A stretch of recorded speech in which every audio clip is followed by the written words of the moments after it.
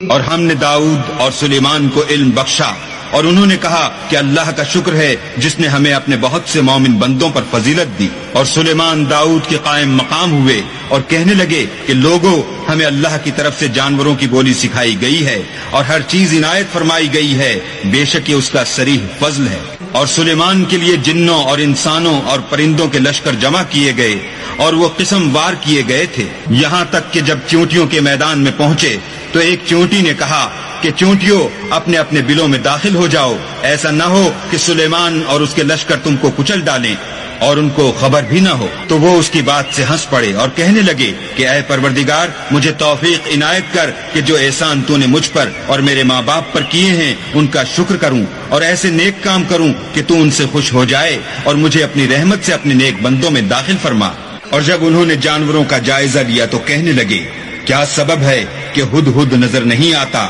کیا کہیں غائب ہو گیا ہے؟ میں اسے سخت سزا دوں گا یا ذبح کر ڈالوں گا یا میرے سامنے اپنی بے قصوری کی دلیل صریح پیش کرے۔ ابھی تھوڑی ہی دیر ہوئی تھی کہ ہدہد موجود ہوا اور کہنے لگا کہ مجھے ایک ایسی چیز معلوم ہوئی ہے جس کی آپ کو خبر نہیں، اور میں آپ کے پاس شہر سبا سے ایک یقینی خبر لے کر آیا ہوں۔ ابھی تھوڑی ہی دیر ہوئی تھی کہ ہدہد موجود ہوا اور کہنے لگا کہ مجھے ایک ایسی چیز معلوم ہوئی ہے جس کی آپ کو خبر نہیں، اور میں آپ کے پاس شہر سبا سے ایک یقینی خبر لے کر آیا ہوں۔ میں نے ایک عورت دیکھی کہ ان لوگوں پر بادشاہت کرتی ہے اور ہر چیز اسے میسر ہے اور اس کا ایک بڑا تخت ہے۔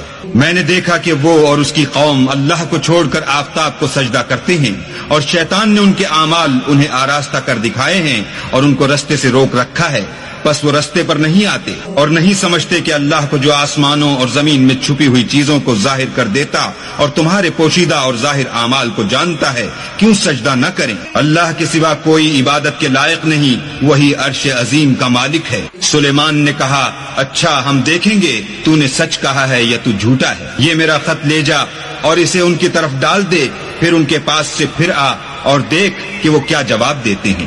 ملکہ نے کہا کہ دربار والو، میری طرف ایک نامہ گرامی ڈالا گیا ہے، وہ سلیمان کی طرف سے ہے، اور مضمون یہ ہے کہ شروع اللہ کا نام لے کر جو بڑا مہربان نہایت رحم والا ہے، بعد اس کے یہ کہ مجھ سے سرکشی نہ کرو اور مطیع و منقاد ہو کر میرے پاس چلے آؤ۔ خط سنا کر کہنے لگی کہ اے اہل دربار، میرے اس معاملے میں مجھے مشورہ دو، جب تک تم حاضر نہ ہو اور صلاح نہ دو میں کسی کام کو فیصل کرنے والی نہیں۔ وہ بولے کہ ہم بڑے زوراور اور سخت جنگجو ہیں اور حکم آپ کے اختیار ہے، تو جو حکم دیجیے گا اس کے معال پر نظر کر لیجیے گا۔ اس نے کہا کہ بادشاہ جب کسی شہر میں داخل ہوتے ہیں تو اس کو تباہ کر دیتے ہیں اور وہاں کے عزت والوں کو ذلیل کر دیا کرتے ہیں، اور اسی طرح یہ بھی کریں گے، اور میں ان کی طرف کچھ تحفہ بھیجتی ہوں اور دیکھتی ہوں کہ قاصد کیا جواب لاتے ہیں۔